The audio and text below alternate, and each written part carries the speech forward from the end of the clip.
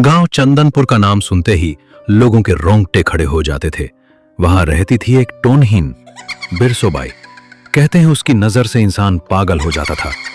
उसका झोंपड़ा गांव से दूर तालाब के उस पार झाड़ियों में छिपा हुआ था।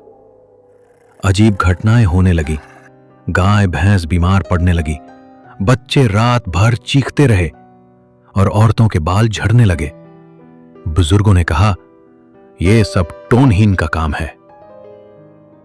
रामलाल नाम का युवक अपनी बीमार बहन को लेकर आधी रात उस झोंपड़े की ओर गया। तालाब के पानी पर चांद की परछाई कांप रही थी।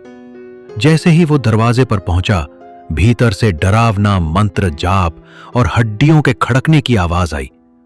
रामलाल ने झांका। वहां बिरसोबाई काली साड़ी पहने बैठी थी। उसका चेहरा झुर्रियों से भरा, आंखें लाल चमकती हुईं। उसके चारों ओर खोपड़ियां रखी थीं। सामने मिट्टी का एक गुड्डा था जिसमें रामलाल की बहन के कपड़े लिपटे थे। टोनहीन अपनी नुकीली उंगलियों से उस गुड्डे में सुइयां चुभा रही थी। हर सुई पर उसकी बहन तड़प उठती।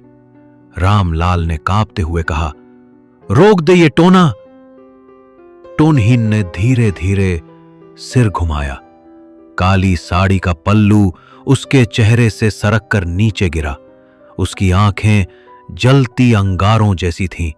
वो हंसते हुए बोली, जिसने मेरी दहलीज लांघी है, अब वही मेरे टोने में बंधेगा। अचानक गुड्डा हवा में उड़ता हुआ रामलाल की ओर बढ़ा। उसने हिम्मत करके उसे पकड़ा और आग में फेंक दिया। आग की लपटें उठीं। टोनहीन चीख पड़ी, आ! उसकी काली साड़ी लपटों में झुलसने लगी। खोपड़ियां फटकर चूर चूर हो गईं। पूरा झोंपड़ा राख में बदल गया।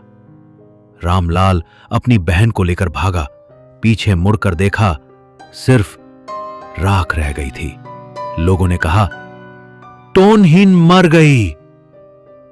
लेकिन आज भी हर अमावस की रात तालाब के किनारे काली साड़ी हवा में लहराती दिखती है, और जिसने भी पास जाने की कोशिश की, वो कभी लौटकर गांव नहीं आया।